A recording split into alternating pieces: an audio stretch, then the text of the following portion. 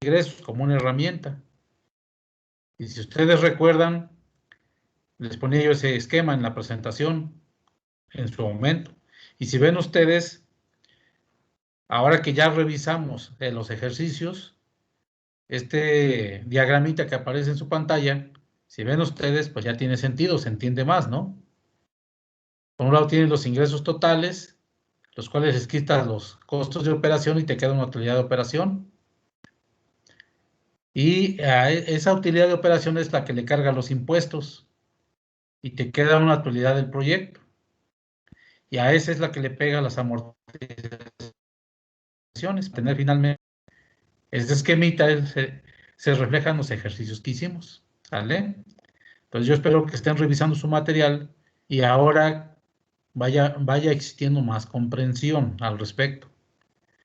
También en su momento vimos este cuadrito que aparece en su pantalla, este formatito. Ya se les debe hacer conocido, que es la proyección de ingresos y egresos, donde ven ustedes los conceptos que ya vimos, ¿verdad? Los ingresos, los costos de operación, las utilidades de operación, los gastos financieros, depreciaciones y amortizaciones, para tener la utilidad gravable, los impuestos, la utilidad del proyecto, las amortizaciones, la capacidad de pago, hasta llegar a lo que es la utilidad de la empresa en el punto 11. ¿Sí? A su derecha, el año, ¿no? Entonces, si ven ustedes estas herramientas, con los ejercicios que estuvimos haciendo, pues yo creo que ya queda claro. Entonces, nada más es como un recordatorio de lo que ya vimos. Más adelante, pues viene la explicación, si se acuerdan ustedes de cada uno de esos conceptos, ¿no? Los ingresos, los costos de operación, ¿sí? Ahí hablamos de todo lo que son los egresos, ¿verdad? La utilidad de operación, hablamos de los gastos financieros, hablamos de las depreciaciones y amortizaciones, ¿verdad? Llegábamos a la utilidad gravable, que es sobre la que pagamos los impuestos y la porción de las utilidades para los trabajadores, en caso de que los haya. Llegábamos a la utilidad del proyecto, amortizaciones, una estimación sobre capacidad de pago que habíamos comentado también. Y finalmente llegábamos a lo que era la utilidad de la empresa, que en otras palabras significa la ganancia, por decirlo así, ¿no? ¿Sale? Entonces, si ven ustedes todos estos conceptos, ya los revisamos y con el ejercicio, yo espero que ustedes ya comprendan de qué se trata. Si al final del camino, ¿qué estamos haciendo?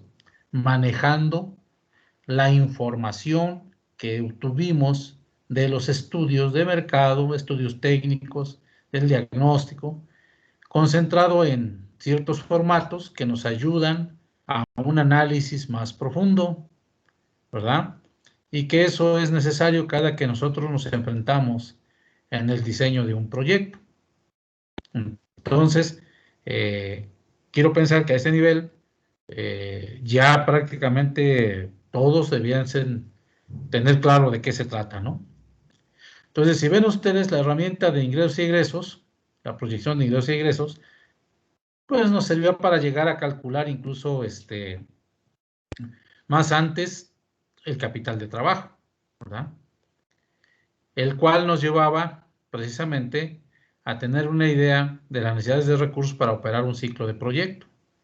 Pero también, teniendo claro nosotros que ciertos egresos están considerados como inversiones, ¿sí? Aparte de lo que es la operación, pues había que tener esa información lista, lo que es la inversión. Acuérdense que son dos conceptos gruesos, ¿no? Por un lado, las inversiones que tienen que ver con erogaciones que van a largo plazo, que se deprecian, y por otro lado, las operaciones, que son asociadas a un ciclo de producción o el ciclo productivo. Bueno, con toda esa información nos íbamos finalmente a la evaluación financiera, ¿sí? Ahí en su momento, con esta presentación, que ya la revisamos, pues les mostrábamos, por ejemplo, el comportamiento de un proyecto cuando es nuevo o cuando es consecución, ¿verdad? Esas gráficas que aparecen en su pantalla muestran escenarios diferentes del estatus de un proyecto, ¿sí? De eso ya lo revisamos, es cuestión que ustedes vuelvan a ver su material. Y son como escenarios, ¿no? ¿Verdad? Cuando un proyecto es nuevecito totalmente, cuando es una ampliación y cosas de esas. Esas grafiquitas ya las vimos para que ustedes las revisen, ¿verdad? Cuando hablábamos de el Profesor, impacto de disculpe un que lo proyecto, interrumpa, es solo que no lo escucho bien. No sé si sea problema mío o todos mis compañeros compartimos la misma situación. a ver, Sí, díganme, yo sí escucho bien, profesor. No sé los a ver, demás. Yo muchachos, también lo escucho bien. ¿sí? Entonces quiere decir que por ahí hay algún problemilla, más bien en la recepción del colega, ¿no? ¿Quién eres, Gilberto, o quién eres? Sí, es Gilberto. Sí, es Va a Gil. estar mal su internet. Se me hace que ha de estar fallando su internet, colega. Bueno, entonces si los demás me escuchan, quiere decir que vamos bien, ¿no? ¿Vale? Bien, entonces, esas grafiquitas, chéquenlas, porque les marca escenarios de cómo se comporta un proyecto establecido, con él o sin él, ¿no? Es muy interesante ese tipo de escenarios, ¿no? Vimos también cómo estimar el impacto de un proyecto, ¿verdad? Cuando es una forma conservadora, cuando tiene que ver un enfoque político, que casi siempre le dan muchos atributos al proyecto, pero sobre todo cuando comentábamos de los enfoques de la evaluación. Si recuerdan ustedes en el ejercicio que hicimos sobre el invernadero, van a recordar ustedes que hicimos dos enfoques de evaluación financiera para obtener el TIR y el BAN. Uno que le llamábamos desde el punto de vista financiero y otro que le llamábamos desde el punto de vista particular o privado, ¿verdad? Este cuadrito que ustedes ven en la pantalla ya se les debe hacer familiar también. Por ejemplo, este habla de lo que es la evaluación enfocado a lo que es el enfoque privado, ¿verdad? Y que está asociado mucho con la forma de pensar, pero de los socios, de los dueños del proyecto. ¿Por qué? Porque van más sobre la cuestión de una utilidad ya al final del camino, sobre la ganancia. Y si se acuerdan ustedes, este cuadrito, ¿sí?, que está ahí en su pantalla, lo usamos para calcular indicadores financieros. ¿Cómo lo hicimos? Obteníamos el flujo de efectivo, que es el punto 8 de este cuadrito, a partir de hacer agregados o desagregados, ¿sí? Aquí, si ven ustedes, aparece desglosado cómo se va a manejar los conceptos o los rubros a través de los años, año 1, año 2, año 3. Tomaba en cuenta la utilidad para la empresa con el proyecto, que en este caso pues era la ganancia, ¿verdad? ¿Sí? Y a esa le restaba la utilidad para la empresa sin el proyecto, que en nuestro caso siempre usábamos un valor cero. Asociábamos que es un proyecto nuevo, ¿no? El punto 3 que hace referencia a otros beneficios por los socios, ¿sí? Abajo vienen señalamientos como que paguen más por la materia prima, cosas de esas, pues se agrega, se suma, ¿no? Y así sucesivamente. Si ven ustedes en el punto 8 que dice flujo de efectivo, habla de que al 1 le restas el 2, le sumas el 3, le restas el 4, le sumas el 5, le restas el 6 y al último sumas el 7 y te da el flujo de efectivo. Ese cuadrito, si ven ustedes, lo manejamos en el ejercicio y nos llevaba a tener el flujo de efectivo, al cual es el que le aplicábamos finalmente el cálculo del indicador financiero, ya sea el BAN o la TIR, ¿vale? Y que bueno, yo les mostraba a ustedes que hacerlo con el Excel es totalmente sencillo, ¿sí? Entonces basta con dar la instrucción y te lo calcula el Excel, sin necesidad de sufrir tanto, porque yo les di también algunos ejemplos de cómo hacerlo de forma manual, ¿verdad? Bien, si ven ustedes en lo que aparece en su pantalla, es otro cuadrito que habla, pero de la evaluación desde la óptica financiera, o sea, desde el enfoque que lo pudieran ver las instancias financieras, en los bancos, por ejemplo, ¿no? Ellos, ¿por qué lo ven de esta forma? Porque pues ellos tienen que ver que en el flujo de efectivo, que es el punto 8, ¿sí?, están incluidos, obviamente, aspectos que cubren los compromisos institucionales, sobre todo lo que tiene que ver con lo que es la amortización del crédito, ¿sí? Y entonces toman como referencia, en este caso, la utilidad neta con el proyecto, ¿verdad? Que es un valor casi siempre mayor y que obviamente nos lleva al flujo de efectivo, que es el punto 8 en este cuadrito, y a ese es el que le calculamos los indicadores financieros. Aquí sí que cambia el enfoque, y eso ustedes lo tienen en su ejercicio, también lo revisamos. Bien. De ahí para adelante, bueno, vimos algunas cuestiones sobre lo que era el valor del dinero en el tiempo, ¿sí? Este manejo de números proyectados, ya sea hacia futuro o traídos a valor presente, pues lo revisamos también e hicimos algunos ejercicios. Les di por ahí a ustedes incluso algún documento que les ayuda a entender cómo se van haciendo los cálculos. Hasta una tablita financiera les hice llegar, ¿verdad? Yo les platicaba a ustedes mis experiencias de aquel tiempo cuando calculábamos el BAN y la TIR, que lo hacíamos de manera manual, todavía no existía el Excel, ¿verdad? Y entonces lo hacíamos por el método de tanteo.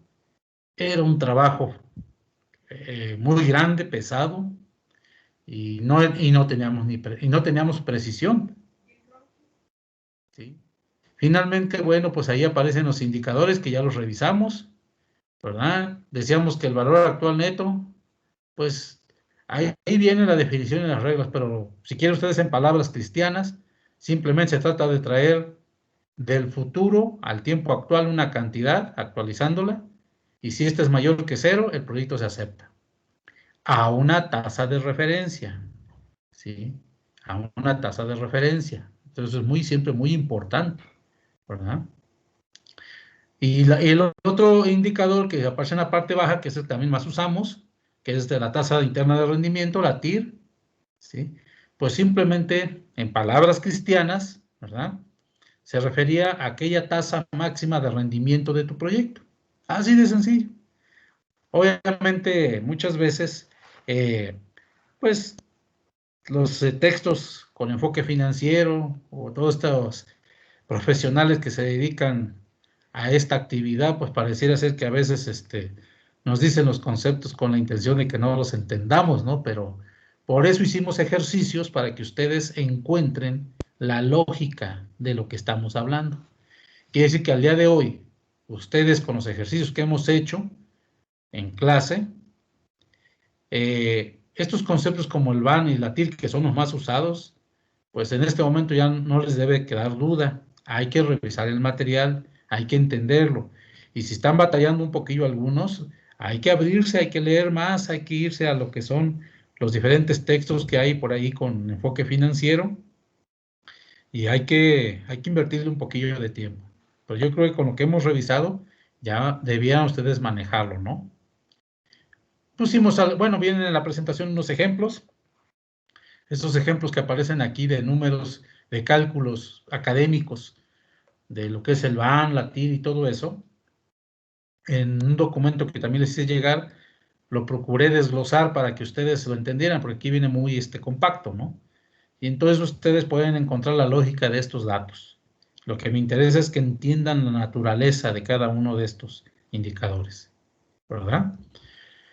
Algunas gráficas que indican cómo se comportan estos indicadores financieros, ¿sí? De acuerdo a tasas de actualización, ¿verdad? En este caso el BAN, ¿verdad? Y por ahí nos habíamos quedado en esta presentación que traíamos revisando. O sea, hasta ahí nos quedamos e hicimos ejercicios. Quiere decir que ahora, después de esto, viene otro tipo de análisis y que está enfocado a un concepto en el diseño de proyectos que se llama la evaluación del riesgo, ¿vale? Y eso es lo que ahora vamos a retomar hasta donde lleguemos, ¿verdad? Entonces, en pocas palabras, las herramientas que hemos venido revisando, ya también en esta presentación, ya también hicimos unos ejercicios. A partir de ahorita, vamos a ver qué más se debe considerar en un proyecto. Y bueno, pues ahorita son más cuestiones de, quizá un enfoque, si bien es cierto, de estudios, de escenarios, más bien tiene que ver mucho con un análisis muchas veces cualitativo, ¿sí? Porque no hay un método preciso, lo tengo que decir así, para evaluar, por ejemplo, un factor que es variable, es imponderable. Si acaso tienes probabilidades, ¿no? Y vamos a hablar del famoso riesgo, ¿vale?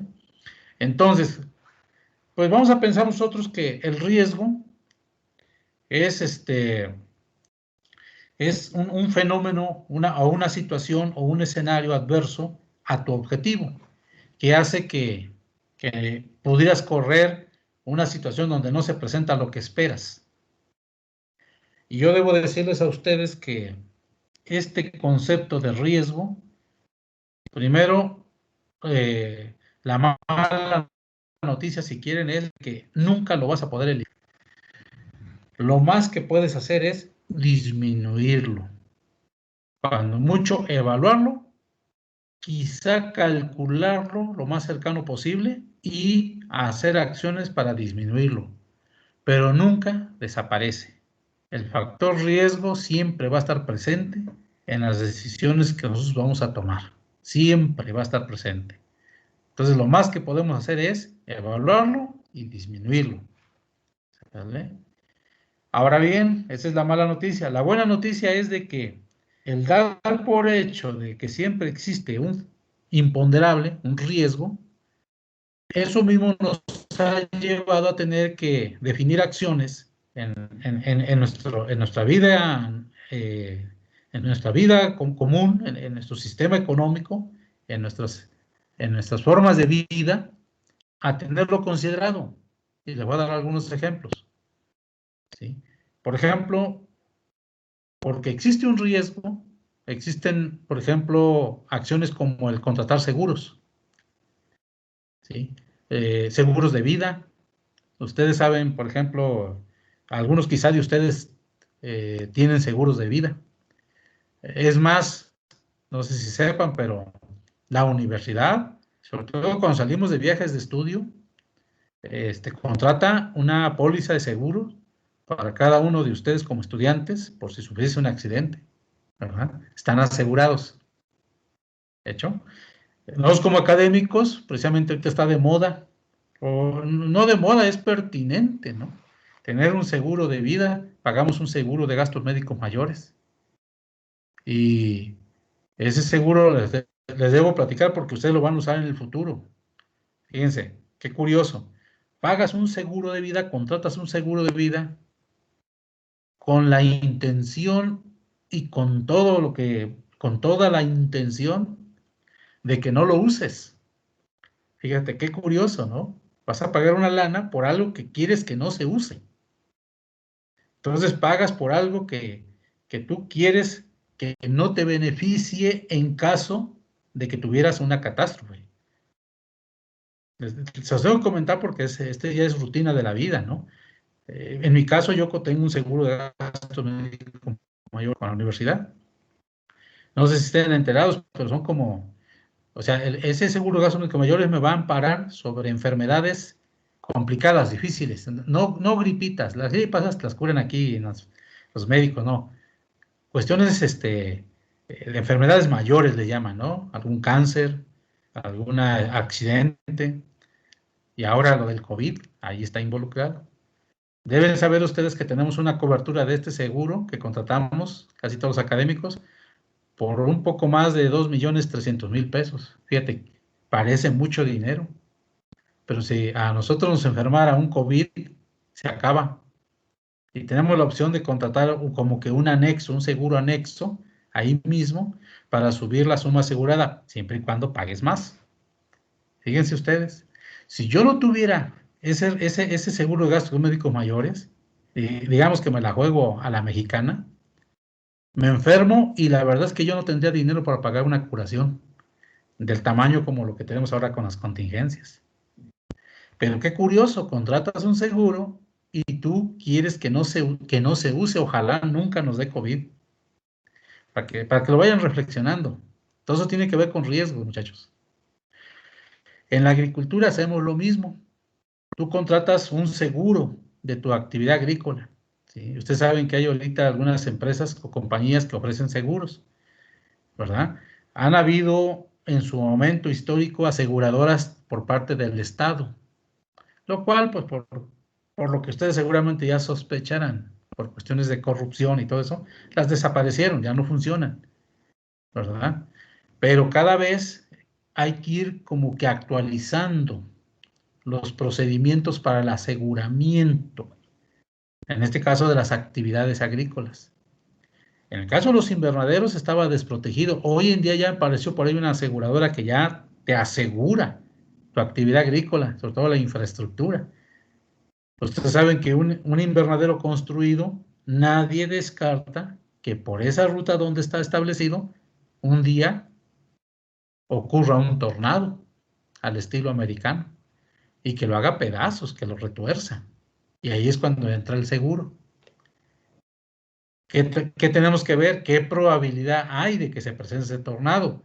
Bajísima, ¿no? Por lo menos en México. Pero si tú le preguntas a los amigos de Estados Unidos, toda esa franja donde les pegan los tornados, la probabilidad de que le pegue un tornado y que se lleve un invernadero, pues es mucho más alta que en México. Entonces, un aseguramiento va a considerar esos criterios, esos coeficientes para el monto de aseguramiento y obviamente para el pago de lo que es el costo del seguro. Entonces, todos estos criterios ustedes los tienen que ir tomando en cuenta porque ya están como sistema establecidos. Nomás les comento otro ejemplo para que vean ustedes cómo se usa. Si alguien de ustedes ya ha tenido la experiencia o la va a tener de comprar un vehículo a crédito, con financiamiento, como consecuencia de este tipo de actividades, la institución que te da el financiamiento pone dentro de sus requisitos que tú contrates un seguro, ¿verdad? Por ejemplo, si es el banco o cualquier banco el que te prestó el dinero para que tú consigas o compres tu vehículo, obligadamente él te dice, tienes que contratar un seguro. También se presta ya el negocio porque ellos ya tienen su lista de aseguradoras. Y entonces tú, al pagar tu mensualidad, fíjate, del costo del financiamiento para pagar tu vehículo, acuérdense que ahí vas a pagar los intereses que se fueron creando en un periodo mensual, más aparte cierto abono a capital y aparte la parte que corresponde del seguro que estás pagando del vehículo. O sea, es como un candadito que te ponen ahí. ¿Por qué lo hacen así las instituciones? Si te pasa algo, entra el seguro y ayudan mucho. Entonces, vean ustedes cómo ese factor riesgo está siendo manejado en varios escenarios. Entonces, en la agricultura, en los proyectos, pues obviamente nosotros debemos estar conscientes de que el riesgo existe. Y vaya que sí existe. Bien, entonces, estamos hablando aquí, como dice en esta presentación ahí en su computadora, ¿sí? que el riesgo está asociado a algo que puede o no ocurrir en el futuro. Pero en el caso de la agricultura, para colmo de males, el riesgo existe y cada vez a veces es mayor. Si yo les dijera a ustedes el riesgo de que exista una sequía, ¿cómo la ven? Pues claro que existe. Y resulta que en los últimos años la probabilidad de existencia de una sequía en zonas donde no eran secas ha ido creciendo, o por lo menos ha habido una alteración por el cambio climático. ¿Eso qué quiere decir? Que entonces cada vez estamos sujetos a un riesgo mayor. Y eso le dio sentido, por cierto, al surgimiento de la agricultura protegida. Es decir, la agricultura a campo abierto era muy riesgosa ya que hubo que hacer una innovación para disminuir el riesgo, que es parte de las acciones para poder mitigar riesgos, como lo vamos a ver al final de esta presentación. ¿Sale, muchachos? Entonces, es muy interesante este tema, bastante muy interesante. Bien, entonces no estamos hablando de que en ese resultado que no nos permite cumplir nuestros objetivos, pueden deberse a que no se presentaron las condiciones esperadas por el proyecto. Es muy común, desde que incluso nosotros gestionamos el propio recurso para la instalación y operación del proyecto. Muchas veces por cambio de política gubernamental, de condiciones económicas, el hecho de que ya no te llegue el dinero o el recurso a tiempo, ya desde ahí implicó un riesgo. Desde ahí vamos empezando, ¿no? ¿Sale? Obviamente que el proyecto no te genere el impacto que esperabas y que el proyecto además no te esté dando, digamos, el nivel adecuado de los resultados. ¿Qué es lo que quiere decir aquí en su presentación, no? Estamos hablando del riesgo fundamentalmente. Todo esto nos lleva a que nosotros tenemos que tomar decisiones. Y las decisiones, según este caso que les muestro aquí en su pantalla, los puedes hacer bajo una cierta circunstancia donde tú tienes certidumbre. Más bien la pregunta es, ¿en qué casos tenemos certidumbre? Certidumbre se refiere a que tienes total seguridad de que algo va a ocurrir, o que así es, o que no hay variaciones. Entonces, pues uno podrá decir, ¿qué cosa puede ser tan segura que uno diga, es 100% seguro y no fallo? Pues a lo mejor que en eventos como que ahorita que estamos desarrollando una clase, ¿no? Y que yo estoy aquí platicando con ustedes y que ustedes están del otro lado. Y yo decir que hay certidumbre de que todos están ahí conectados y me están escuchando, hasta eso es riesgoso, a lo mejor ni es cierto, ¿verdad? Pero bueno, la certidumbre siempre tiramos a ello. Y eso es muy importante porque el que tiene certidumbre tiene seguridad. La mala noticia es de que para tener certidumbre son muy pocos los casos que se dan bajo ese contexto. Más bien trabajamos bajo incertidumbre. La incertidumbre te lleva a un concepto más de inseguridad, de incierto, pero se acompaña de no tener datos o de desconocimiento. O sea, no es lo mismo que yo camine por un sendero de noche que no conozco el camino. Vean ustedes, imagínense esa situación, a que yo camine de noche, conociendo el camino. Eso es cuando decimos abajo, tomo una decisión bajo riesgo, es decir, me atrevo a caminar porque conozco el camino, yo sé que está oscuro, pero tengo información de que conozco el camino y sé por dónde puedo dar vuelta, dónde hay unas piedras, dónde hay obstáculos, y tengo forma de salvarlo, ¿sí? Entonces, la incertidumbre es un escenario muy feo. Quizá muchos de ustedes han estado en un estado de incertidumbre muchas veces, y ese es muy feo porque entonces no tienes referencia. Y entonces es como si tuvieras los ojos tapados, ¿sí? Ir en un rumbo donde donde sabes que existe riesgo, pero tienes datos sobre todos los eventos que pueden darse en esa situación desconocida, te hace generar confianza y avanzar, pero no quiere decir que no existan riesgos. Entonces, abusados en las tomas de decisiones, muchachos. Siempre va a existir eso. Bien. ¿Cuáles son los factores de riesgo? Dice ahí que pueden incidir en el éxito de un proyecto y que encontramos algunos, y como los siguientes. En nuestro caso, muy aplicado. Primero, fenómenos naturales. Ahí aparecen algunos, por citarlos, ¿no? Como las heladas, las sequías, que en el caso de la agricultura, pues no sabemos que vaya que se nos pegan de frente, ¿no? Y ahí podemos hablar mucho, mucho, mucho, ¿sí? A veces uno no, o sea, si hablamos de heladas, y yo les digo, vaya de México, acá donde estamos en Chapingo, pues ya sabemos que en promedio te van a caer 2, 3 heladas entre lo que es el periodo de noviembre, diciembre, enero, febrero, ¿sí? Y entonces ya lo único que estás haciendo es como que checando el meteorológico para ver cuándo pronostican, y ahí es cuando te pones abusado, y a lo mejor ahí tienes la calefacción lista para mitigarla en un invernadero. O sea, tienes una idea de por dónde anda el asunto. ¿Quién te lo da? Pues los históricos meteorológicos. Y además hoy en día, ya con los sistemas de información que existen, pues casi con 3, 4 días de anticipación te están avisando cuándo vienen los frentes fríos y cuándo tú presupones que puede haber una helada. Entonces cada vez tenemos más herramientas de pronóstico para poder mitigarlas. Pero ahora les voy a platicar un ejemplo de algo que les va a dar risa y que es un riesgo, pero que no cruzaba por nuestro radar.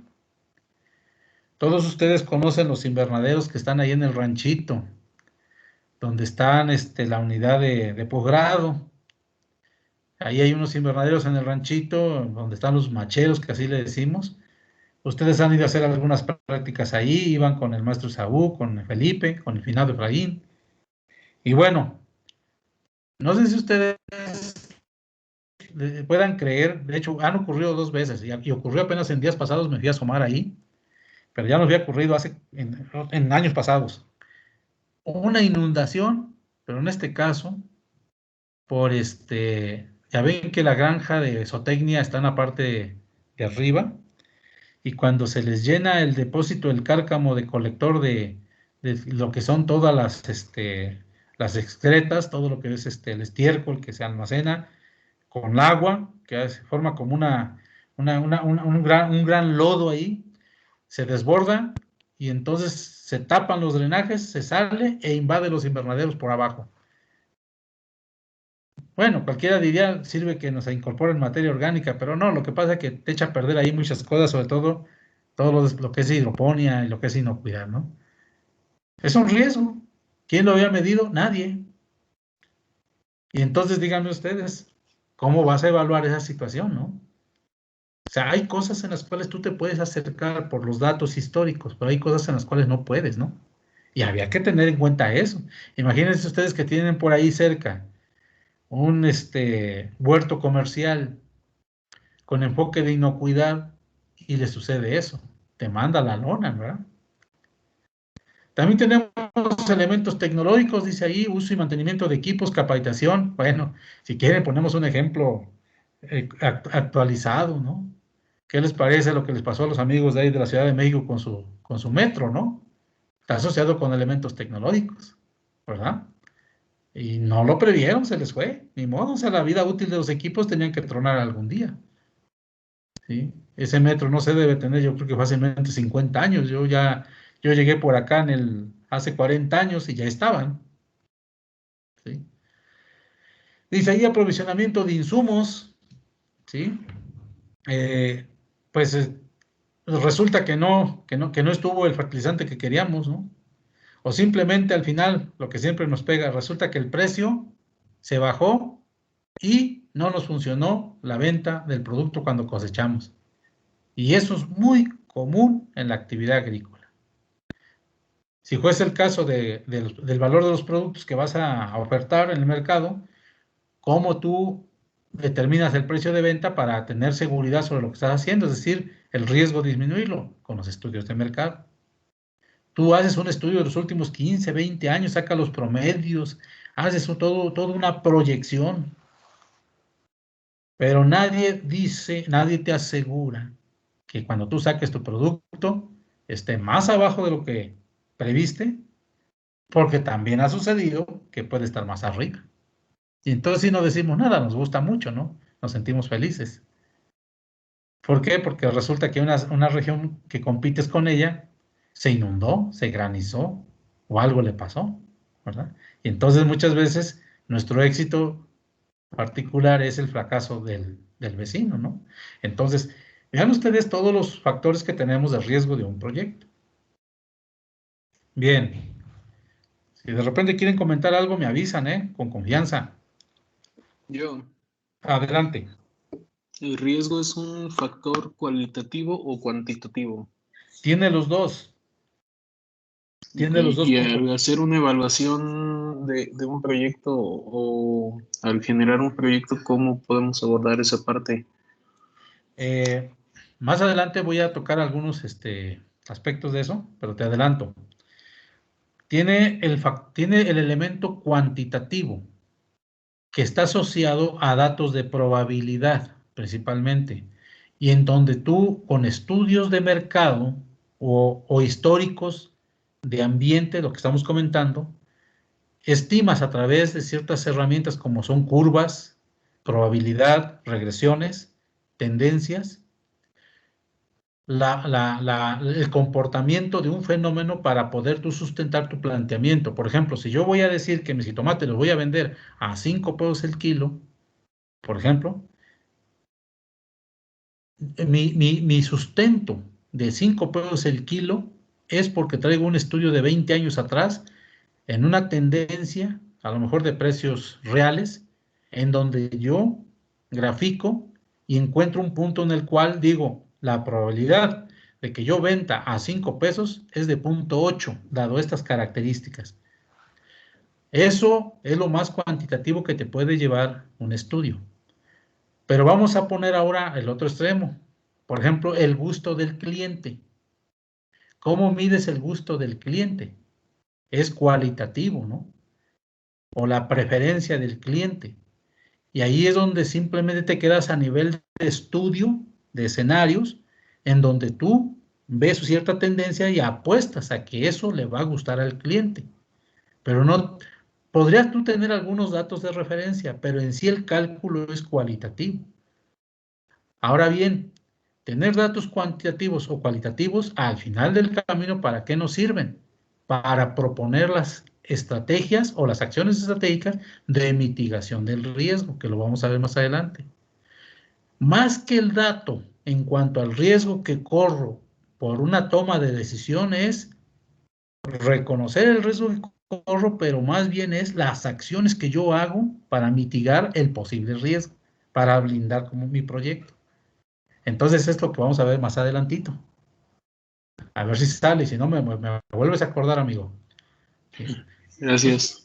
Factores de riesgo, dice, De aspectos hecho, organizativos, bueno, pues ahí vienen algunos ejemplos, ¿sí? Dice ahí, factores de riesgo, lo voy a decir de esta forma, para aquellos que quieren formar empresas tipo moral, ¿no? Donde juntas a socios, ¿no? Es muy común que estás haciendo tu equipo de accionistas, de gente, sucede mucho en campo, ¿no? Con los agricultores. Y lo primero que salta a la luz es de que para hacer este equipo de gentes, de inversionistas, tienen que ser gentes de mucha confianza, chambeadores, entrones, honestos, y en lo que menos piensas es en aquel que no lo cumple. Casi siempre no quieres poner ahí al tranza, al gandalla, al irresponsable, o al payaso, lo que quieran ustedes llamarle, ¿no? Entonces trata siempre de juntar a los mejores. ¿Por qué? Porque de antemano tú ya estás, fíjate, calculando el riesgo.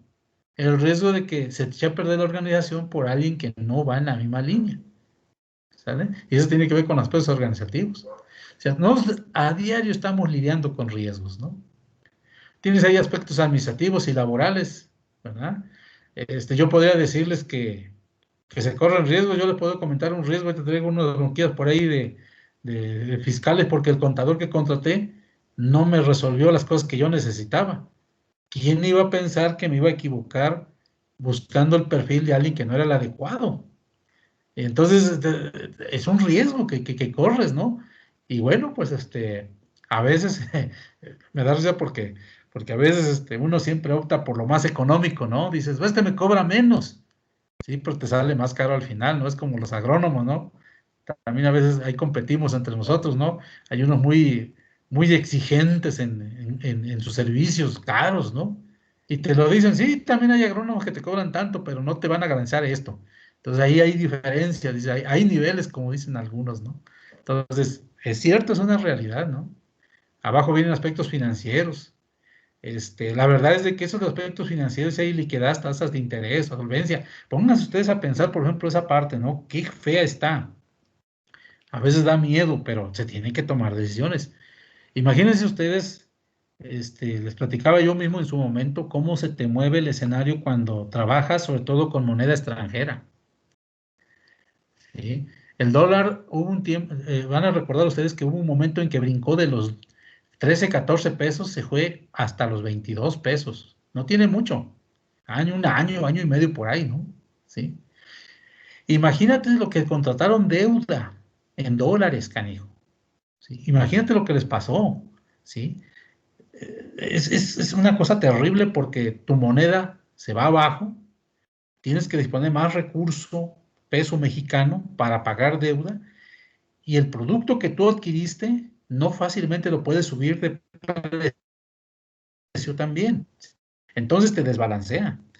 Y la verdad es de que muchas empresas ahí es donde llegan a la quiebra. Ya después, si tú le agregas que traes deficiencias operativas y le agregas una incertidumbre como la que tenemos ahora en cuanto a un contagio mundial, no es de gratis la lista de empresas que están cerrando, quebrando en este momento. Es una realidad. Y no son las empresas chiquitas, que por cierto esas tienen más amortiguamiento por lo pequeño de la magnitud de sus operaciones. No, pregúntenle cómo le está yendo pues, a Interjet, ¿no? A otras que ya quebraron, sobre todo las aerolíneas, ¿no? Los restauranteros, cómo les está yendo a esa pobre gente que vive de los comensales, que viven del turismo. Yo debo decirles ahora a ustedes que la actividad menos golpeada es, es bien interesante, es la agricultura. La verdad es de que la gente que se dedica a producir alimentos en este momento, ¿sí?, no ha tenido grandes impactos en este escenario. Tiene de otro tipo, pero la verdad es que los que producen los jitomates, los chiles, todo ese tipo de productos que son alimenticios, andan como si no pasara nada, andan felices todavía, ¿sí? Entonces, no es el Profesor, caso. disculpe, en este sentido puedo interrumpirlo un momento. Dime. Bueno, hace un momento hablábamos sobre las tendencias y calcular riesgos en base a las tendencias, pero ¿qué sucede cuando existe una nueva tendencia de la cual no tenemos suficiente información, como es el COVID ahora? Supongo que en algún momento los próximos restaurantes que abran operaciones considerarán el COVID y como un factor de riesgo, ¿no? Sin embargo, tienen que partir de información. ¿Y qué pasa cuando no existe suficiente información al respecto de un solo tema, dada la escasez por sí misma o por la novedad de cierta tendencia? O sea, ¿cómo pueden actuar las empresas respecto a ese tema? Allí viene un concepto difícil de evaluar, pero volvemos al tema, se llama asumir el riesgo. El riesgo tiene un costo. Un costo que significa una inversión. No está garantizado el éxito bajo un modelo de negocio nuevo. No está garantizado. Pero si tú canalizas una inversión para desarrollar un modelo nuevo de negocio, ¿sí? Te digo, un escenario es que no consigas nada y lo único con lo que te quedas es con la experiencia de haberlo iniciado y hasta ahí llegaste, ¿sí? Pero el hecho de iniciarlo invirtiendo mesuradamente en el tiempo tiene la ventaja de que aunque no hubiera información, si como empresa o como corporativo eres el primero en hacerlo, ¿sí?, también tienes la bondad o la ventaja de que vas a ir adelante de todos, abriendo brecha, como se le llama, rompiendo paradigma. Y entonces, muchos te van a seguir, e incluso muchos lo están haciendo sin que uno se dé cuenta. Es como una carrera loca hacia el futuro, donde ni siquiera ves al adversario. Tú vas avanzando y crees que vas solo, pero no, resulta que al lado de ti van varios. ¿Sale? Digo, si fuera uno estratégico, hasta se juntaba uno para hacer una red, pero no lo hace la competencia, así es. Entonces, la inversión que tú haces en un nuevo paradigma podría llevarte al caso extremo donde no llegaste a ningún lado y se te cae. Pero de acuerdo a las experiencias que han habido de gente visionaria, de buenos directivos, buenos planeadores estratégicos, ahora vamos a meterle la probabilidad de acertar en un nuevo enfoque. Casi siempre, cuando llevas buenos elementos de diagnóstico, a pesar de que no hay información, voy a usar una palabra extraña. A muchos no les gusta, pero es parte del componente. Y esa porque no se puede evaluar, pero se usa en planeación estratégica. Y lo voy a decir de esta forma. El término se llama intuición, ¿sí? llámenle ustedes de otra forma, como quieran, pero es la intuición, ese sentimiento de futuro que a ti te late para ir para adelante y que te va a llevar a una propuesta de un modelo nuevo. La probabilidad de que te funcione es alta. Casi siempre con esos elementos es de 0.8 en promedio. Eso sí es alta, es buena. Y te va a llevar adelante en esa reingeniería para poder sacar un planteamiento innovador de reingeniería, que es lo que están haciendo los restaurantes. Acuérdense ustedes que en su momento vimos con ustedes, yo recuerdo que se los comenté, que debió haber sido en el semestre pasado, en la forma en que los planeadores estratégicos ven las cosas comparado con un planeador tradicional, ¿sí? Donde el planeador estratégico diseña el futuro, lo diseña cómo lo está pensando y desde ahorita hace lo necesario para alcanzarlo.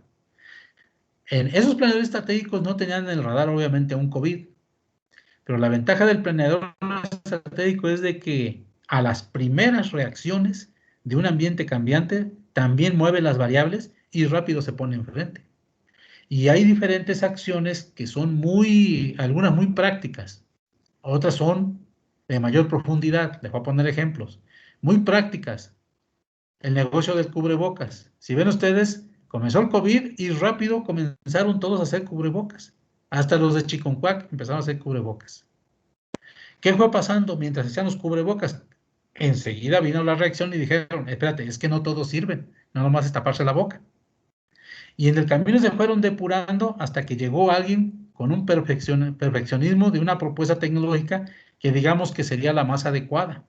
Y es el que se va quedando. Los demás se fueron haciendo un lado.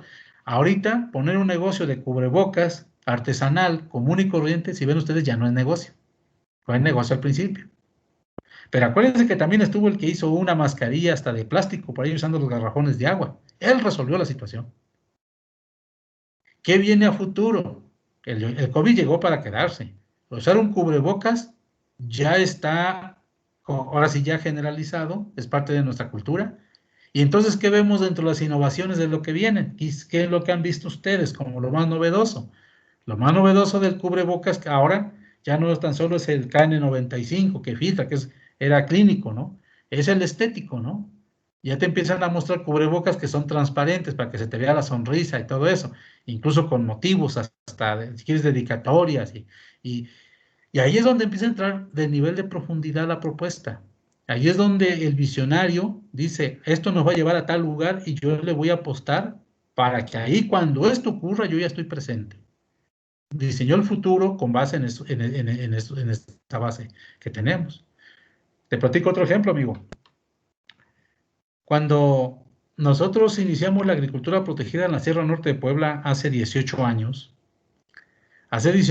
no había ni un invernadero en la Sierra Norte de Puebla, solo unos ahí de amigos de Chignahuapan que tenían algo para producir plantas forestales, pero era otra cosa muy diferente. Entonces, ¿a quién se le iba a ocurrir? ¿Cómo es que iba a suceder que íbamos a cambiar un paradigma productivo para convertirla hoy a 18 años de distancia en un modelo de desarrollo exitoso? ¿Sí? ¿Cómo es que se iba a trabajar en esta propuesta, ¿no? Alineando cosas y poniéndolas y generando la necesidad. Yo les decía a ustedes, los planeadores de futuro, los que tienen un verdadero mérito, si quieren ustedes, desde el punto de vista positivo, porque están los que lo hacen negativo, es cuando tú diseñas un futuro y haces lo necesario para llegar a él, y entonces lo que haces es que incluso generas la necesidad. Digan ustedes, generar la necesidad para estar presente ahí, para ofrecer la solución. Suena hasta perverso, ¿no? ¿Quién iba a creer que el celular el día de hoy no tan solo era el límite que cada quien trajera uno, hasta dos? Y hoy en día se estableció. El que tuvo esa visión hizo la diferencia. No todos estamos, vamos a llamarlo así, preparados, iluminados, en la línea correcta para llevar a cabo estos procesos. Eso ténganlo por seguro. ¿Sí? No todos. Es gradual. Y por eso marcamos la diferencia entre los que son emprendedores y van hacia adelante y entre los que van atrás de manera conservadora. ¿Sale? Entonces, de esto hay mucho que decir. Y sí, estos escenarios que nos cambian, digamos, los resultados, estos escenarios catastróficos, desde el punto de vista optimista, ustedes los han escuchado, dicen las crisis son oportunidades. Está el que se tira a chillar y dice, ya nos llevó la fregada y todo eso, y está el que dice, esto es algo que vale la pena, a ver cómo lo analizo, pero yo de aquí hago negocio. ¿Sale? Entonces hay que ponerse, ahora sí que en el contexto que más nos convenga. En esa crisis, yo hago negocio. Yo hago una propuesta y salgo adelante. ¿Sale? Entonces, no se les olvide a ustedes que incluso la mente te gobierna, te lleva. Si hay un día que tú te tiras al suelo y te lacras, te la crees, incluso a veces hasta se muere uno de la tristeza, porque esto es psicológico. Pero están los que están empoderados de muchas cosas, y esos van adelante. Y ese es el punto de partida. Aquí hay muchas cosas alrededor de eso, colega. ¿Sale? Entonces, sí se puede. Y las crisis son oportunidades, lo retomo en ese sentido. ¿Sale? Y tengo muchos ejemplos, cuando quieras seguimos platicando. Entonces, ahí abajo dice, los factores de riesgo son cualitativos cuando sus fluctuaciones no pueden ser expresadas en magnitudes, lo que decíamos hace rato. Como es el caso de los factores de riesgo asociados a la organización social, corrupción, ausencia de liderazgo y todo ese tipo de cuestiones en los cuales no puedes medirlo. Y ahí tienes que trabajar con una cuestión más de tipo, yo llamo hasta sentimental, pero hay acciones para hacerlo. Claro que se puede. Y hay modelitos, ¿no? Seguimos, factores de riesgo. Serán cuantitativos cuando sus fluctuaciones puedan ser expresadas en magnitudes numéricas como los precios, volúmenes de venta, rendimientos, lo que yo les decía a ustedes. Cuando tú puedes tener un dato, no siempre se puede. ¿Sí? Dice ahí que pueden ser internos como los laborales, tecnológicos o externos, ¿no? Entonces, nosotros siempre vamos a buscar tener un dato. Acuérdense, en lo posible siempre tenemos que medir, siempre. Aprovecho, si quieren, el espacio para comentarles otra, para que vayan ustedes teniendo varios contextos. Y tiene que ver con las variables climatológicas, hombre. Nosotros que vivimos de la agricultura y ahora que nuestro rollo es el invernadero, pues tratamos de mitigar ciertos riesgos, pero siguen existiendo. Ahora díganme ustedes, si yo llego a un lugar donde no hay datos, porque los datos que hay de estaciones meteorológicas están a kilómetros, y yo me establezco en un lugar, asumo el riesgo, y lo más que puedo hacer es preguntarle quizás a los viejitos, a los oriundos del lugar, cómo se comporta el clima, y confiar en ellos. Y te pueden decir, ha sido así, la última helada está tal fecha. Pero ya que yo me establezco, asumo el riesgo, considero las opiniones, de ahí en adelante en la operación, tengo una oportunidad que muchos no desarrollan. En general, nosotros los mexicanos somos muy dados a eso, de no generar nuestra propia información. Yo siempre cuando doy algún curso de capacitación extra con productores, siempre les digo, y ustedes ya tienen un equipo de medición ambiental para generar tu propia información de tu lote, de tu terreno, que por cierto las heladas, ustedes saben que varían en cuestiones de metros, ¿no? Por la circulación general atmosférica. No, pues no. Entonces, para nosotros a la que nos dedicamos a la agricultura, tener, por ejemplo, una mini estación meteorológica o algo que nos permita evaluar la temperatura, luz, humedad, evaporación, y que tú conforme vaya pasando el tiempo, el primer año, segundo, 10 años, 15 años, además, déjale la información a tus hijos. ¿Qué generaste? Un historial de comportamiento de tu lugar. ¿A eso a qué te lleva? A certidumbre. ¿Sí? Y eso es con lo que tenemos que trabajar. O sea, lo quiero comentar porque muchas veces la información no existe, pero hay que generarla. ¿Estamos de acuerdo? Porque también si existiera mucha, a veces lo que haces con tanta información es que ya no sabes cómo trabajarla. Cosa curiosa, ¿no? Entonces, para que lo tomen en cuenta, ¿no? Sin embargo, bueno, hablamos de riesgos sobresalientes, riesgos relevantes, dice ahí. Y dice ahí que son supuestos del proyecto que tienen una alta probabilidad de sufrir variaciones en un sentido desfavorable y que tienen mucho impacto. Es decir, nosotros tendríamos que en un momento dado clasificar aquellos riesgos que son muy importantes para nuestro proyecto y ver si tenemos probabilidad alta de que sucedan. Esto se parece mucho, si ustedes recuerdan la metodología de marco lógico en la matriz 4x4, por ahí viene un apartado que se refiere a aquel factor que se le llama la amenaza externa, ¿no? En donde uno lo señala en tu proyecto y bueno, cuando tú ves que esa amenaza tiene una probabilidad alta, y tú estás seguro de que va a ocurrir, eso te manda directamente a abortar el proyecto. O sea, tú no puedes continuar si ya estás viendo que tienes una probabilidad alta de ocurrencia de un factor adverso. Yo les ponía un ejemplo en su momento, a ver si se acuerdan. Yo les decía, nuestra universidad, podemos nosotros hacer algún proyecto de empresa con su modelo, ¿no? No está hecha la universidad para hacer negocios, pero sí podríamos generar, por ejemplo, una sociedad alterna para hacer producir, por ejemplo, los terrenos que tiene, ¿no? Y a lo mejor en el análisis, una condicionante para que el proyecto sea exitoso es de que no haya conflictos laborales, presencia de huelgas, o sea, que no vayan a cerrar el campo experimental. Pero si nosotros evaluamos la probabilidad de existencia de huelgas en la universidad en los últimos 20, 25 años, la probabilidad de que ocurra una huelga es como de 0.8, 0.9, casi de 1. Entonces, si tú estás viendo que el factor relevante es altísimo, ¿para qué desarrolles el proyecto? Mejor no lo pongas. Busca otra alternativa, porque de lo contrario te va a tronar. ¿Estamos de acuerdo? O sea, te cierran y tú ¿qué haces? Ya no puedes hacer nada. Y aunque digas que vas a gestionar por ahí una negociación para que te dejen entrar, la negociación por sí misma se convierte en un chantaje para en este caso, conseguir cosas favorables para el movimiento, en este caso de huelga, y es decir, no te dejan entrar. O sea, se convierte por sí mismo en mayor presión. Es como si tú declararas tu debilidad.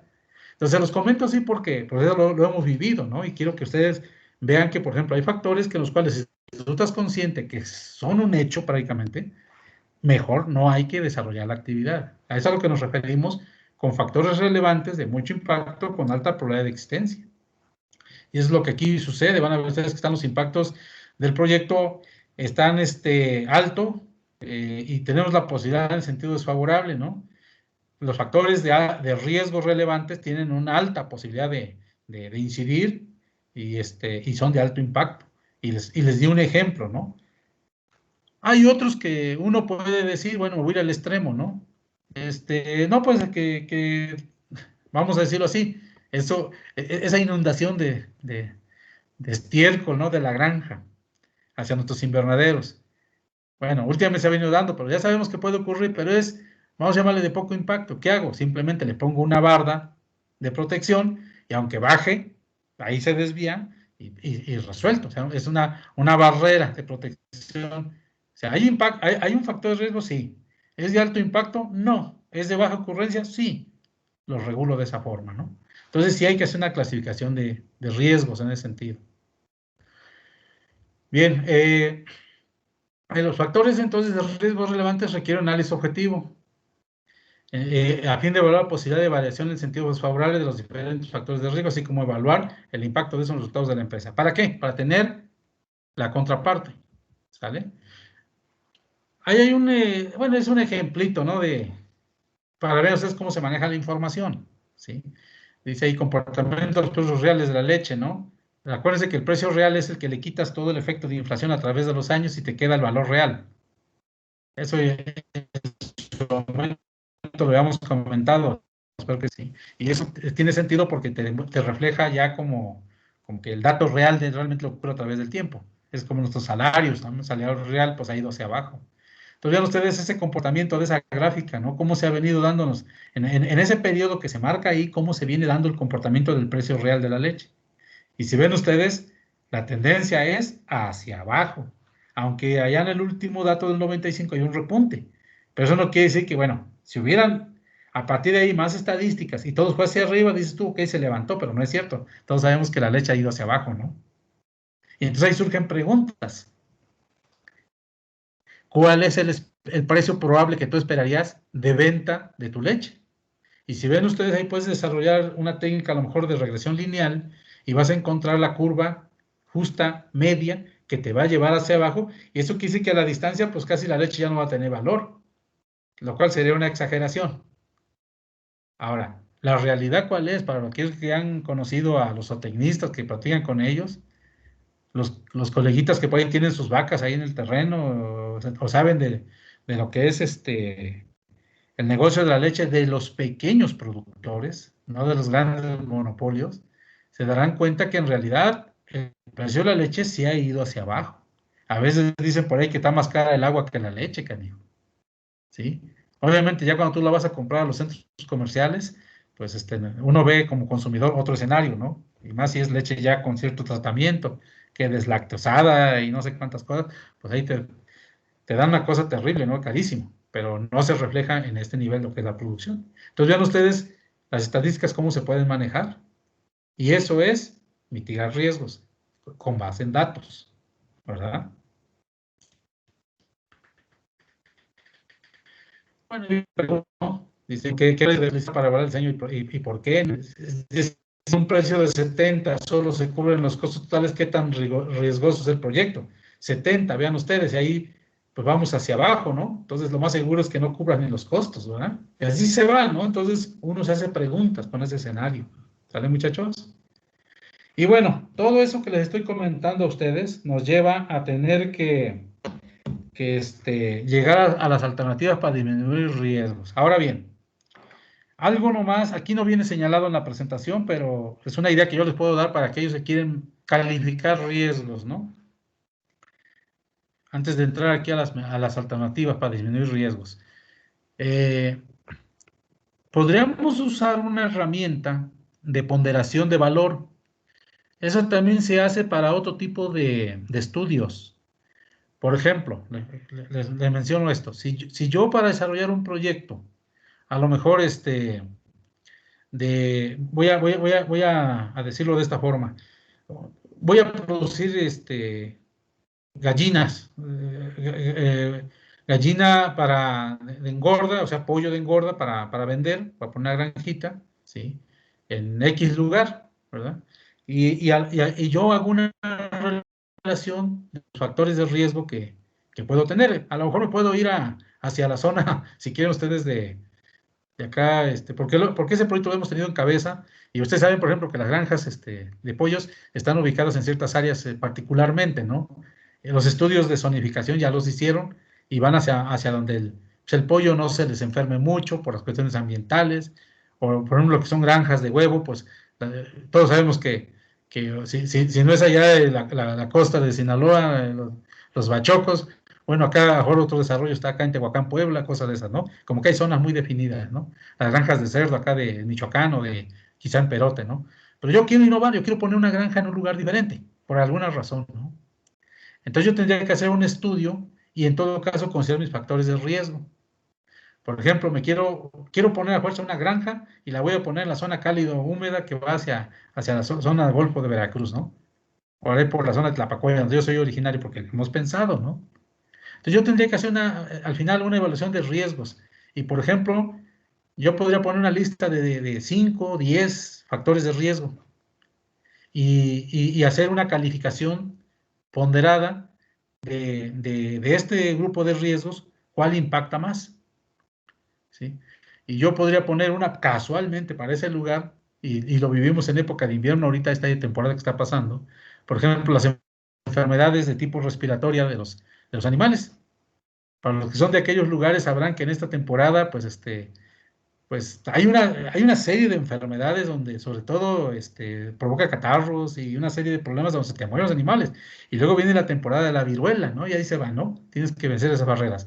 Pero tú quieres un espacio de oportunidad porque a lo mejor ahí puedes tú tener un negocio en forma de red, a lo mejor vender la carne, si quieres tú, en punto de venta turístico, de camino, con un platillo regional, que tú le vas a dar valor agregado, por eso te interesa que esté ahí. Bueno, vuelvo a los factores de riesgo. Hago una relación y yo, bajo estudios, encuestas, los pondero. Por ejemplo, si son 5 factores de riesgo, a lo mejor uno le voy a llamar baja temperatura, presencia de nortes o humedad, ¿verdad? Otro podría ser lo que es la inseguridad, que está presente, ¿no? Las vías de comunicación, y así juntos 5, que son el 100%. Yo, de acuerdo a mi estudio, les doy factor de ponderación. Por ejemplo, bajo mi lógica, yo diría que el riesgo en esta temporada de perder tu población de pollos es de casi 0.8 o de 80%, si quiere. Fíjate, le di el mayor valor al riesgo, al factor de riesgo más alto. Y, por ejemplo, yo podría ponerle a lo mejor un 0.1 o 0.05, 5%, a lo mejor de un riesgo que sí existe, por ejemplo, que pudiera ser inundación o arrastre por lluvia de los pollos, porque también llega a suceder, se los llevan, ¿sale? Entonces, cuando yo hago una ponderación por peso de factor de riesgo, yo estoy calificando ya a cuál le voy a dar mayor atención para mitigarlo. Esa es una forma de calificación de riesgo, un factor de ponderación de un grupo de riesgos posibles, ¿verdad? Obviamente, acuérdense, si encuentro uno que es fatal, altamente seguro que sea, y no hay alternativa de solución, entonces yo mejor no pongo el proyecto, porque me manda a no rentable. ¿Estamos de acuerdo? Entonces, así lo quiero comentar para aquellos que quieren calcular riesgo, o sea, es probabilidades con base datos históricos y algunos son cualitativos. Ni modo, a ese nivel nos quedamos. Bien. A ver, son las 11:42, coleguitas. Ahorita vamos a entrar a alternativas para disminuir riesgos en función de su naturaleza, factor de riesgo, que hay muchos ya los conocemos, ¿no? La pregunta es, hasta aquí. Si ven ustedes, hemos hablado, por un lado, de los números, de lo que es la parte de análisis financiero, y ahorita estamos en un tema que tiene que ver con un complemento del estudio que se llama análisis de riesgo. Estamos viendo algunos elementos, algunos conceptos, cómo se debe evaluar, y en todo caso vamos hacia qué acciones hacer para mitigar riesgos. ¿Estamos de acuerdo? Había que diferenciar entre lo que es una necesidad del proceso de operación y de inversiones, ¿sí?, obligada para la producción, y lo otro, lo que tiene que ver con acciones ya más finas para mitigar riesgos, para tratar de bajar el estudio de los riesgos. Sabiendo que si el tener que luchar contra ciertos riesgos me encarece más el proceso y me lo hace rentable, mejor decido no avanzar. ¿Para qué forzo situaciones? ¿Para qué yo voy a poner un invernadero en un lugar donde la temperatura es altísima, la humedad relativa también es altísima, y que controlar los factores internos para poder manejar un cultivo X, no sé, una lechuga, me lleva a hacerlo de una manera muy costosa, casi imposible, comparado con mejor irme a un lugar donde a lo mejor el ambiente mismo me favorece para producir con tecnología muy baja, muy barato y ser competitivo. ¿Estamos de acuerdo? Entonces uno tiene que llegar a un límite en el cual el riesgo, si no lo puedes controlar y te sale bastante muy caro, tener que tomar la decisión de irte a donde haya menor riesgo para ser más competitivo. Esos son los límites donde tenemos que movernos. ¿Sale? Bueno, el asunto es si hay alguna pregunta hasta aquí, porque me gustaría que este tema lo dejáramos para la siguiente sesión, para analizarlo con calmita, irlo revisando, que ustedes lo revisen, chequen el material hacia atrás y poderlo trabajar en ese sentido.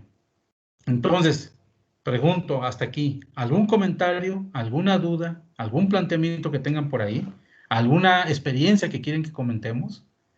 Antes de comentarles algunos de los acuerdos que tenemos que tomar, entre de ellos una primera evaluacioncita que tendríamos que hacer, así es que, pues, ahora sí que tarde que temprano tenía que ocurrir, y bueno, pues aquí creo que necesitamos mostrar evidencia de que estamos avanzando, ¿no? Y que nos está sirviendo.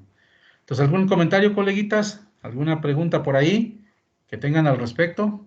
Voy a dejar de compartir pantalla.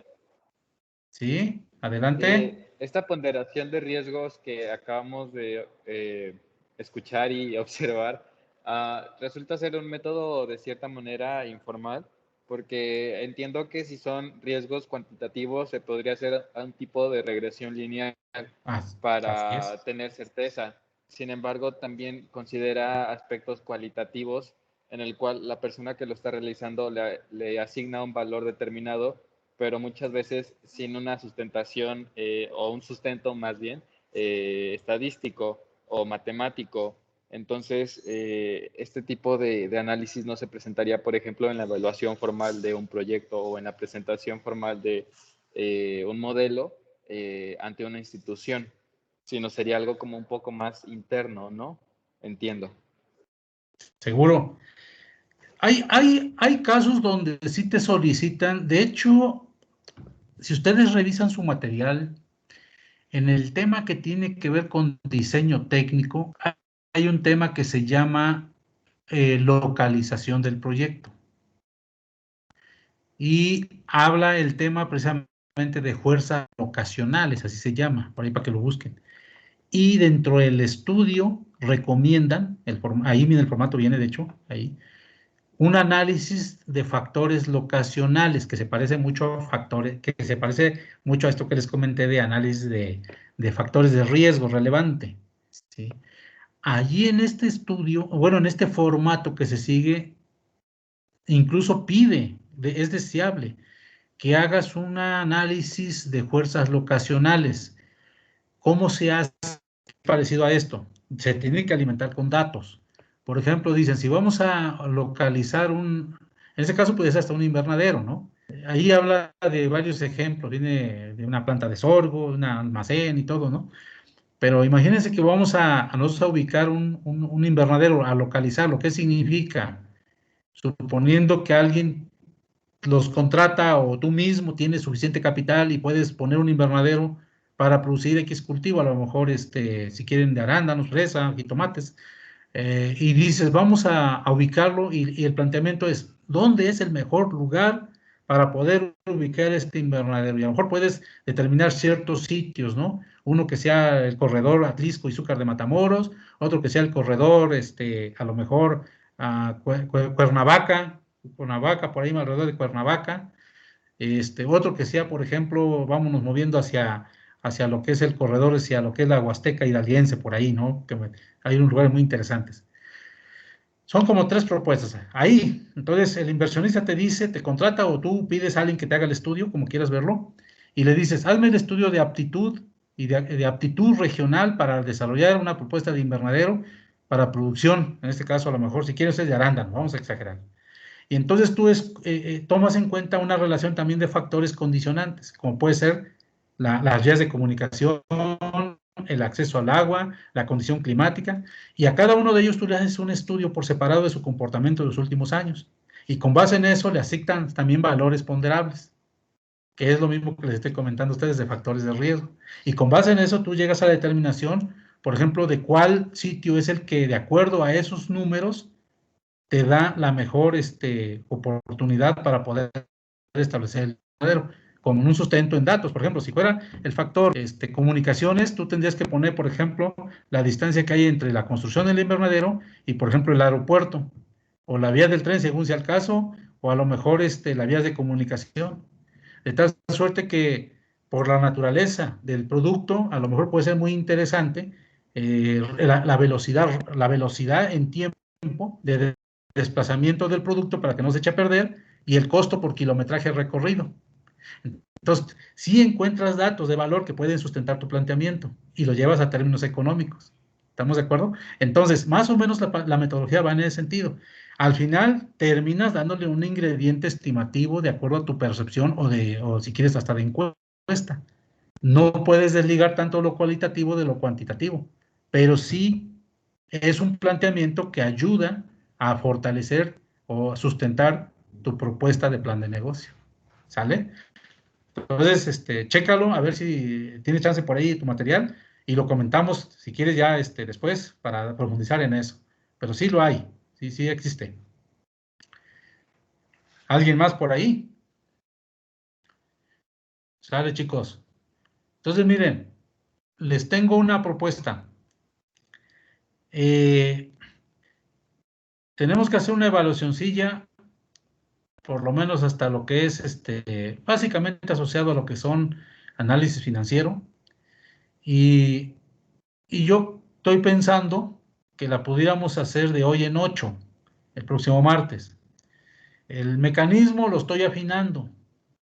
Todavía estoy definiendo si se los mando a través de un archivito ahí en la plataforma o uso el WhatsApp. Les mando algunas preguntas, pero va ahí más que nada asociado como al desarrollo de un ejercicio, ¿sí? Tipo como el que hemos venido desarrollando, o sea, muy didáctico, ¿no? Es probable que a lo mejor estoy definiendo el mecanismo, pero prepararse para separar el espacio de las 10:30 y 12, 18 días para hacer ese ejercicio como una evaluacióncita. ¿Cómo la ven? ¿Están en condiciones? Ya yo les mandaría a decir cómo lo vamos a operar, el mecanismo. Pero sería un ejercicio básicamente de lo que hemos estado viendo ya en este nuevo semestre. ¿Algún comentario? El que otorga. ¿Sí me están escuchando, chamacos? Pues no quisiéramos, pero sí. Dice, Profesor, dice en esta como parte de que ejercicio didáctico, ¿va a ser como proponer o hacer un modelo de negocios, algo similar y evaluarlo? ¿A eso se refiere? no, lo que yo voy a hacer es darles un ejercicio para calcular indicadores financieros y ya. Así de O sencillo. sea, como calcular TIR, calcular Ir, RAR. van, que me hagan un flujo de efectivo y cositas de esas. Son herramientas, Ah, ok. básicamente. Pero tendríamos que hacerlo en Excel o manual. Yo les daría el Porque, formato para que se les facilite. Por ejemplo, les hago un flujo de efectivo y se los mando y ustedes simplemente van a ir rellenando espacios que falten. ¿Estamos de acuerdo? O sea, Vale. no. Yo entiendo, pues, o sea, si ahora sí que hay niveles de profundidad en esto. Yo buscaría hacer un examen donde me demuestren que han comprendido la aplicación de la herramienta, ¿sí? Pero les facilitaría mucho las cosas en el sentido bueno, en esto da para muchos. A mí si los meto a un nivel donde va a ser una locura, pues digo, a veces ni en equipo lo hace uno, ¿no?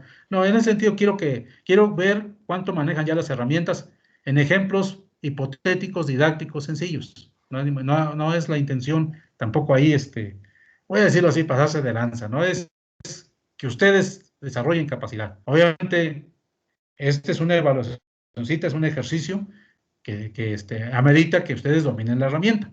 Entonces tienen para estudiarla, ¿no? O sea, hagan de cuenta que les pongo un flujo de efectivo y les digo, actualízamelo con la tasa del 10%. ¿Estamos de acuerdo? Sencillo. ¿Cómo la ven? Pues ya que. Pues ya ¿Sería en el horario de clase o nos lo mandaría y así como ahí va el examen y me lo entregan mañana? ¿O cómo sería la dinámica? yo creo que para que esto tenga más sentido, por ejemplo, abrimos la sesión, les doy el examen, ¿sí? Y ustedes, por ejemplo, podemos dejar la sesión de la hora y media para que lo resuelvan y al final me lo devuelven, para que ese espacio sirva como un examen, pero que ustedes se dediquen a eso. Porque si yo lo dejo abierto, cada quien agarra rumbo y todo eso y al rato ni me lo entregan. Cierra el horario de clase, por ejemplo, ponemos una hora, y digamos 15 para las 12, me entregan todos, ya me devuelven el examen y listo, se acabó. ¿Qué garantizo yo? Que ustedes están presentes, que lo hicieron y a mí me quitan también mucho ruido, ¿sí me entiendes?